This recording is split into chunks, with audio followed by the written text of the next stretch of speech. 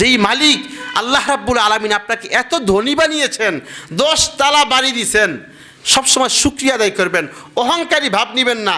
কারণ যেই মালিকে 10 তালার মালিক বানাইছে, ওই মালিকে আবার সেকেন্ডে আপনাকে ফকির বানাইতে পারে। নদীর এপার ভাঙ্গে ওপার ঘরে, এই তো নদীর খেলা, সকালবেলার ধনীরে তুই ফকির সন্ধ্যাবেলা।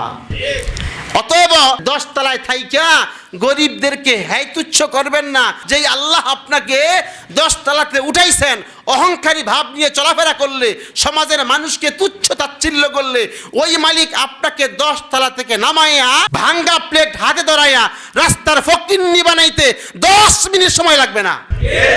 অহংকারী ভাব না। ইন্নাল্লাহা লা ইউহিব্বু মান কানা মুখতালান ফাখুরা আল্লাযী জামা মালাহু ওয়া আদ্দাদা। অর্থ সঞ্চয় করে, টাকা পয়সা জমায়, একটা বাবা হিসেবে পড়ে, অহংকারী বাবা।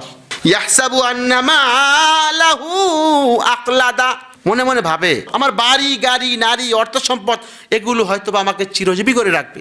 আল্লাহ বলেন কাল্লা, আবু লাহাব তো পারে নাই।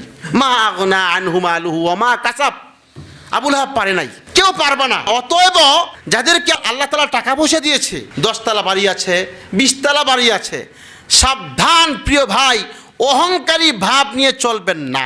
যেই মালিক আল্লাহ রাব্বুল আলামিন আপনাকে এত ধনী বানিয়েছেন, 10 তালা বাড়ি দিয়েছেন, সবসময় শুকরিয়া আদায় করবেন, অহংকারী ভাব নেবেন না। কারণ যেই মালিকে 10 তালার মালিক বানাইছে, ওই মালিকে আবার সেকেন্ডে আপনাকে ফকির বানাইতে পারে। নদীর এপার ভাঙ্গে ওপার ঘরে, এই তো নদীর খেলা, সকালবেলার ধনীরে তুই ফকির সন্ধ্যাবেলা।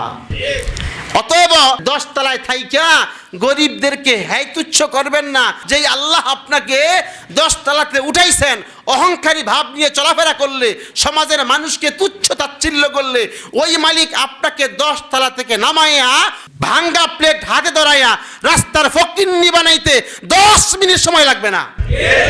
অহংকারী ভাব না। ইন্নাল্লাহা লা ইউহিব্বু মান কানা মুখতালান ফাখুরা